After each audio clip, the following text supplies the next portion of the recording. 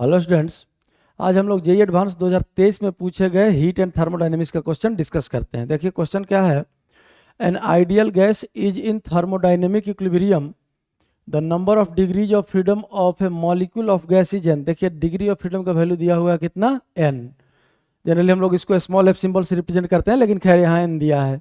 Internal energy of 1 mole of gas is U N. देखिए internal energy 1 mole का दिया हुआ है यू एन, तो इंटरनल एनर्जी का फॉर्मूला आप लोग जानते होंगे, number of moles mu C भी और टेम्परेचर टी।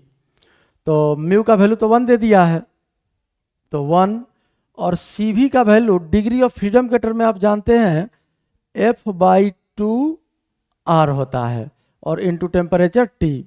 तो इस सिचुएशन में, इस क्वेश्चन में डिग्री ऑफ फ्रीडम का वैल्यू कितना दिया है, n दिया है। तो ये आपका 1 मोल का इंटरनल एनर्जी हो जाएगा कितना, N/2 RT। अब आगे देखते हैं इंटरनल एनर्जी।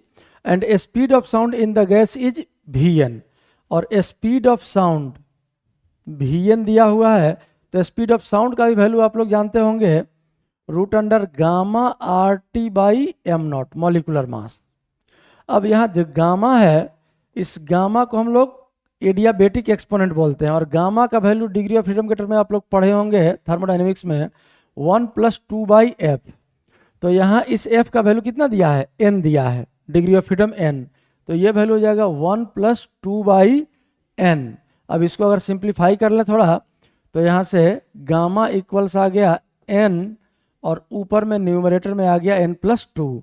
अगर गामा के ये वैल्यू यहाँ Vn में पुट कर दें, तो Vn का वैल्यू कितना हो जाएगा, Vn का वैल्यू आ गया आपका, देखिए √ गामा का वैल्यू ऊपर में न्यूमरेटर में रह गया n + 2 RT, और डिवाइड बाई डिनोमिनेटर में आ गया n, और ये है m0। तो ये हो गया आपका Vn, और un का वैल्यू आपका सामने दिख रहा है n/2 RT। अब देखिए ये सारा ऑप्शन है, इसी में से हम लोग को चेक करना है कौन सा ऑप्शन करेक्ट है। तो सबसे पहले एक एक करके चेक कर लेते हैं।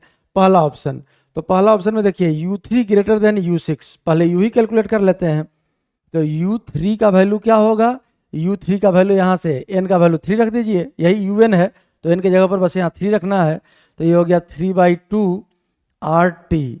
और U6 क्या हो जाएगा, तो U6 हो जाएगा आपका 6/2 RT।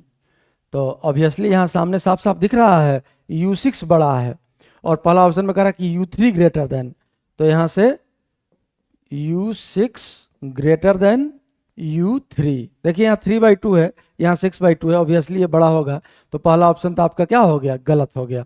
बी ऑप्शन पहले देखते हैं, U3 ग्रेटर देन U5। अब U3 तो सामने है, U5 निकाल लेते हैं, तो U5 क्या आ जाएगा, 5/2 RT।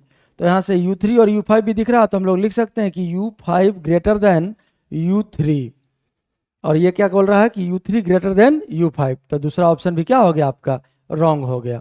तीसरा ऑप्शन देखिए, तीसरा ऑप्शन में भी कैलकुलेट नहीं करते हैं, U का चूंकि सिंपल एक्सप्रेशन है, इसलिए पहले U चेक कर लेते हैं, U जहाँ मैच करेगा वहाँ भी चेक कर लेंगे।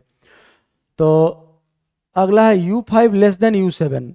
तो अब U5 अगर लिखे हम लोग, तो U5 तो सामने लिखा हुआ है 5/2 RT, ये 5 है, 5/2 RT। और U7 कितना हो जाएगा, तो U7 का वैल्यू हो जाएगा 7/2 RT। तो U7 ग्रेटर देन U5, तो ये तो दिख रहा है 7/2 RT 5/2 RT से बड़ा होगा, तो यहाँ से हम लोग लिख सकते हैं कि U7 ग्रेटर देन U5। अब ये अगर सही है तो फिर ये भी चेक करना होगा हम लोगों को, V5 ग्रेटर देन V7। तो पहले V5 लिखिए, V5 का वैल्यू देखिए क्या आएगा, V5 का वैल्यू सामने से देखिए, अगर n का वैल्यू 5 रख दें तो ये हो गया 7/5, ये हो गया √7 RT/5 m0, ये V5 है।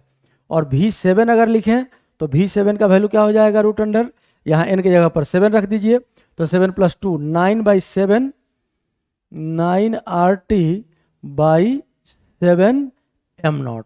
तो अब देखिए ये 7/5 और 9/7 ये तो फ्रैक्शन है, इसको कौन बड़ा कौन छोटा चेक करने के लिए काम करते हैं हम लोग, V5/V7 डिवाइड कर लेते हैं। तो डिवाइड कर लेंगे तो ध्यान से देखिए, R T by am not, R T by am not cancel हो जाएगा, और रूट में V5 में है कितना 7/5 और डिवाइडेड बाई 9/7, तो जब मल्टीप्लाई करेंगे तो क्या हो जाएगा ये 7/9। तो ये वैल्यू आपका आ गया रूट अंडर 49 डिवाइडेड बाई 45। तो ये तो ऑब्वियसली 1 से बड़ा होगा, 1 से बड़ा नंबर का स्क्वायर रूट भी 1 से बड़ा ही आएगा। तो अब यहाँ से हम लोग लिख सकते हैं V5/V7 greater than 1, this implies V5 greater than V7, मतलब V5 ग्रेटर देन V7, ये ऑप्शन आपका सही है। और चेक करने का जरूरत नहीं है क्योंकि सिंगल चॉइस क्वेश्चन है, तो यहाँ जब मैच हो गया तो यही आंसर हो जाएगा। वैसे इसको भी इसी तरह से आप चेक कर सकते हैं, U6 और U7, तो n का वैल्यू 6 और 7 पुट कर देंगे तो ये वाला टर्म तो सही है, लेकिन ये वाला टर्म हम लोग फिर से चेक कर सकते हैं कि ये वाला टर्म सही आएगा या नहीं। तो इसका आंसर खैर हमारा मिल गया है, कौन सा ऑप्शन, सी ऑप्शन, यही आपका सॉल्यूशन है।